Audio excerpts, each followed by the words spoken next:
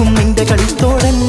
അനുരാഗക്കഥ ചൊല്ലി രസിത്ത് മാനസം കവരും മാരൻ മോഹിച്ച് കിട്ടിയ തോഴൻ മനസ്സകമേ മുഖത്ത് പെരുത്ത് നിലവുകൾ പൊരുത്ത് മഹർമാല എടുത്ത് മധുമതിയാ